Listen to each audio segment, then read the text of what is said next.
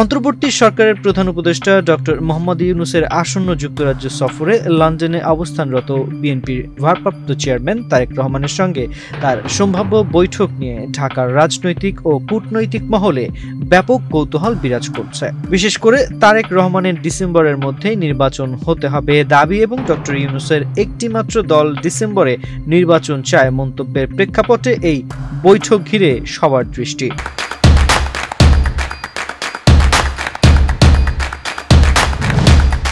যদিও ঢাকা বা লন্ডনের কোনো কূটনৈতিক বা রাজনৈতিক সূত্র এখনো বৈঠক চূড়ান্ত হওয়ার খবর দেয়নি। সংশ্লিষ্ট সূত্রগুলো নিশ্চিত করেছে যে দুই নেতার মধ্যে লন্ডনে একটি বৈঠক আয়োজনের চেষ্টা চলছে। সরকারের পক্ষ থেকে আনুষ্ঠানিক ও অনানুষ্ঠানিক যোগাযোগ অব্যাহত রয়েছে। তবে জাতীয় নির্বাচনের তারিখ ও রোডম্যাপ ঘোষণা ইস্যুতে সরকার ও বিএনপি সহ সমমনার দলগুলোর মধ্যে যে দূরত্ব তৈরি হয়েছে তা সম্ভাব্য লন্ডন বৈঠক আয়োজনে কিছুটা বাধা হয়ে দাঁড়িয়েছে। বিএনপির তরফে এ বৈঠকের শর্ত হিসেবে নির্বাচনের সম্ভাব্য তারিখ এবং নির্বাচনী রোডম্যাপের ব্যাপারে আগাম নীতিগত ঐক্যমত্যের উপর জোর দেওয়া হচ্ছে। সরকারের তরফ থেকে বলা হচ্ছে, সরকার প্রধান ও বিএনপি নেতার সৌজন্য সাক্ষাৎ নির্বাচনের টাইমলাইন নিয়ে আলোচনার সুযোগ সৃষ্টি করবে। অনানুষ্ঠানিক যোগাযোগে বিএনপি বৈঠকের বিষয়ে একমত হওয়ার আগে সুনির্দিষ্ট এজেন্ডা নির্ধারণের উপর গুরুত্ব আরোপ করেছে। ফলে এই রিপোর্ট লেখা পর্যন্ত সম্ভাব্য লন্ডন বৈঠক নিয়ে অনিশ্চয়তা কাটেনি। একটি সূত্র জানিয়েছে, সম্প্রতি প্রধান উপদেষ্টার ব্যাংকক সফরে ভারতের প্রধানমন্ত্রী নরেন্দ্র মোদীর সঙ্গে বৈঠক আয়োজনে ভূমিকা পালনকারী একজন উচ্চপদস্থ কর্মকর্তা ঈদের পরপরই লন্ডন যাচ্ছেন বিএনপির ভারপ্রাপ্ত চেয়ারম্যানের সঙ্গে বৈঠকের আয়োজন চূড়ান্ত করতে।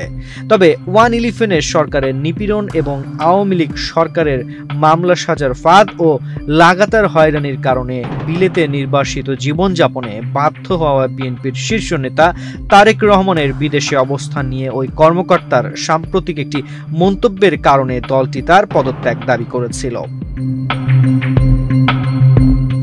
এই প্রেক্ষাপটে লন্ডন বৈঠক আয়োজনের মধ্যস্থতায় তিনি কার্যকর কোনো ভূমিকা রাখতে পারেন কিনা তা এখনো অনিশ্চিত।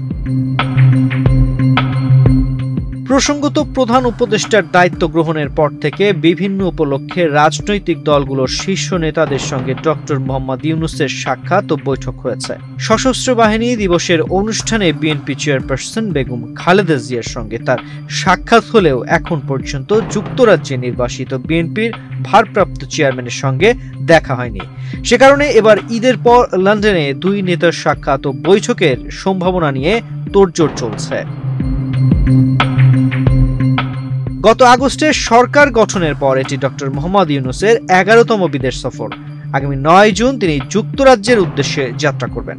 পরদিন লন্ডন পৌঁছে তিনি ব্রিটিশ রাজা তৃতীয় চার্লসের সঙ্গে বাকিংহাম প্যালেসে সৌজন্য সাক্ষাতে মিলিত হতে পারেন। 4 দিনের এই সফরে 12 জুন তিনি রাজা চার্লসের কাছ থেকে সম্মানজনক কিং চার্লস হারমোনি অ্যাওয়ার্ড গ্রহণ করবেন। সরকারের প্রধান উপদেষ্টা ব্রিটিশ প্রধানমন্ত্রী স্যার কিয়ার স্টারমার, বিরোধী দলীয় নেতা, ব্রিটিশ পার্লামেন্টের স্পিকার, কমনওয়েলথ ও আইএমওর মহাসচিবের সঙ্গে সাক্ষাৎ করতে পারেন। এসব বৈঠকে দ্বিপক্ষীয় স্বার্থ সংশ্লিষ্ট বিষয়ে, বিশেষ করে অর্থনৈতিক সহযোগিতা, রোহিঙ্গা ইস্যু, বিগত সরকারের সময় যুক্তরাজ্যে পাচারকৃত অর্থ ফিরিয়ে আনা সহ বৈদেশিক রাজনৈতিক আলোচনায় স্থান পেতে পারে। উচ্চপদস্থ সরকারি কর্মকর্তাদের পাশাপাশি বাংলাদেশ ব্যাংকের গভর্নর আহসান এইচ মনসুর ও দুর্নীতি দমন কমিশনের চেয়ারম্যান ডক্টর এম.এ. মোমেন এই সফরে প্রধান উপদেষ্টার সফর সঙ্গী হচ্ছেন। 11 জুন বেলা 11টায় doctor Yunus think tank Chatham হাউসের একটি অনুষ্ঠানে যোগ দেবেন। পরদিন দুপুরে তিনি বাংলাদেশি কমিউনিটির সঙ্গে মতবিনিময় করবেন। 100-র বেশি প্রবাসী বাংলাদেশিকে এই সভায় আমন্ত্রণ জানানো হচ্ছে। প্রধান উপদেষ্টা school of oriental and African studies পরিদর্শনে যেতে পারেন এবং বিবিসি, আইটিভি, গার্ডিয়ান ও টাইমসের সঙ্গে সাক্ষাৎকার দিতে পারেন। এদিকে যুক্তরাজ্য আওয়ামী লীগ ও সহযোগী সংগঠনগুলো ডক্টর মোহাম্মদ ইউনূসের সফরের সময় বিক্ষোভ ও কালো পতাকা প্রদর্শনের কর্মসূচি ঘোষণা করেছে।